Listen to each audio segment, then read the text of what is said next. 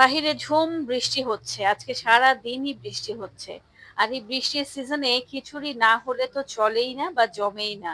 যদিও বৃষ্টি সবার জন্য শুভবার্তা নিয়ে আসে না। যাই হোক, আজকে মজাদার স্বাদের একটা ঝরঝরে খিচুড়ি আপনাদের সাথে শেয়ার করতে যাচ্ছি। আশা করি আপনারা অনেক উপকৃত হবেন। তো চলুন ঝটপট ভুনা খিচুড়িটা তৈরি করে নেওয়া যাক পারফেক্টলি। তো এর জন্য প্রথমেই আমি এখানে চিনি গুঁড়া পোলাওর চাল নিয়ে নিয়েছি ১.৫ কাপ পরিমাণ। আর নিয়ে নিয়েছি মসুরের ডাল 1/2 কাপ পরিমাণ। আর এই খিচুড়ির প্রধান যে আকর্ষণ সেটা হচ্ছে মুগ ডাল। মুগ ডালটা নিয়ে নিয়েছি 1/2 কাপ পরিমাণ। এখন প্রথমেই মুগ ডালটা আমি শুকনো খোলায় তেলে নিচ্ছি। হালকা করে তেলে নিচ্ছি, বেশি কিন্তু পুড়ে ফেলা যাবে না। আর ওইদিকে চাল ডালটা কিন্তু আলাদা করে আমি ধুয়ে পানিটা ছেঁকে রেখে দিচ্ছি। দেখতেই পাচ্ছেন ভাজা হয়ে গেছে, এটাও নামিয়ে নিচ্ছি।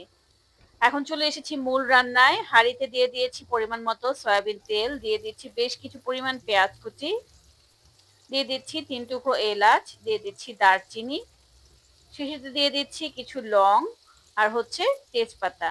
এখন এগুলো হালকা গোল্ডেন কালার আসা পর্যন্ত ভেজে নিচ্ছি। ভাজা হয়ে গেছে। এখন এখানে দিয়ে দিচ্ছি আদা আর রসুন বাটা। তো আদা রসুনটা আমি এখানে 2 চা চামচ দিয়ে দিয়েছি। দিয়ে দিচ্ছি সামান্য পরিমাণ লবণ স্বাদ অনুযায়ী, দিয়ে দিচ্ছি হলুদের গুঁড়ো সামান্য পরিমাণ আর একেবারে অল্প পরিমাণ লাল মরিচের গুঁড়ো। এখন এগুলো 30 সেকেন্ডের জন্য ভেজে নিচ্ছি। ভেজে নেওয়া হয়ে গেলে এখানে ডাইরেক্ট আমি চাল আর ডালটা ভিজিয়ে ধুয়ে তারপর পানিটা ছেঁকে রেখেছিলাম ওইটা দিয়ে দিচ্ছি, সাথে কিছুটা কাঁচামরিচও দিয়ে দিচ্ছি। সেই সাথে আমি আলাদা করে মুগ ডালটা ধুয়ে নিয়েছি। মুগ ডালটা কিন্তু বেশিক্ষণ ভিজিয়ে রাখা যাবে না, জাস্ট আমি হালকা করে ধুয়ে সাথে সাথে ছেঁকে নিয়েছি। এখন সবকিছু একত্রে খুব ভালোভাবে মিলিয়ে নিচ্ছি। আর এটা প্রায় 3 থেকে 4 মিনিটের জন্য ভেজে নিচ্ছি।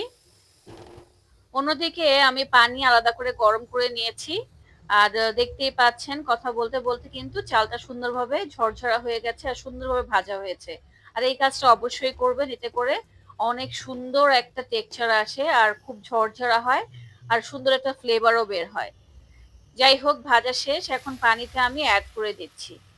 তো পানিটা আমি দিয়েছি চাল যতটুকু ছিল তার ডবল, আর ডাল যেহেতু 2টা ডাল মিলে 1 কাপ ছিল, ডালের জন্য আমি 1 কাপ পানি অ্যাড করে দিয়েছি। তো ইন টোটাল আমি 4 কাপ পরিমাণ পানি এখানে অ্যাড করে দিয়েছি। এখন সবকিছু একত্রে খুব ভালোভাবে মিলিয়ে নিচ্ছি আর ঢাকনা লাগিয়ে এটা হাই আঁচে রান্না করছি 2 থেকে 3 মিনিট। ফিরে এলাম কিছুক্ষণ পর, দেখতেই পাচ্ছেন বলক চলে এসেছে। এই মুহূর্তে উপর নিচ করে ভালোভাবে নেড়েচেড়ে দিচ্ছি যেন সর্বদিকে এটা খুব ভালোভাবে সেদ্ধ হয়। আর এখন ঢাকনা লাগিয়ে এটা একেবারে মিডিয়াম টু লো আছে রান্না করছি আমি 10 মিনিট।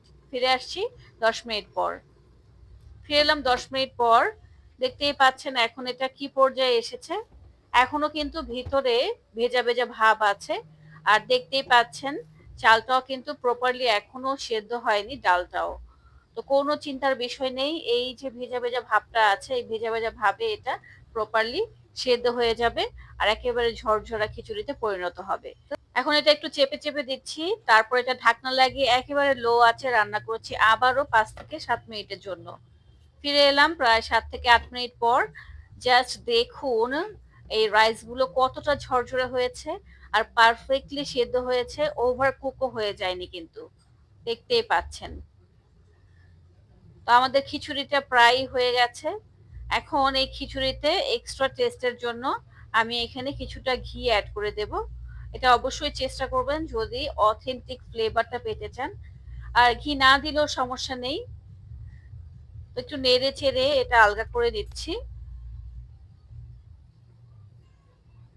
তো ঘিটা আমি সর্বদিকে ছড়িয়ে ছড়িয়ে দিয়ে দিচ্ছি।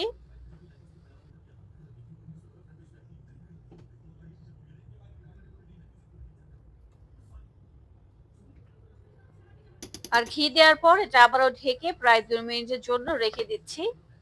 ফিরে এলাম 2 মিনিট পর। জাস্ট এখন যে কি সুন্দর একটা ফ্লেভার বের হচ্ছে সেটা আসলে আপনাদের সাথে আমি বলে প্রকাশ করতে পারবো না। মুগ ডালের ফ্লেভার তো জাস্ট অসাম হয়। তো ঝটপট কিন্তু আপনারা চাইলেই এই মজাদার স্বাদের ভুনা খিচুড়িটা ঘরেই তৈরি করে নিতে পারেন। আলহামদুলিল্লাহ কোনো কিছুই দরকার হবে না। এমনিও এই ভুনা খিচুড়িটা খেতে পারবেন জাস্ট একটু লেবু চিপে।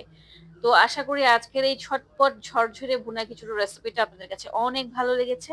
ভালো লেগে থাকলে লাইক, শেয়ার, কমেন্টস করবেন। আজ এ পর্যন্তই। আল্লাহ হাফেজ।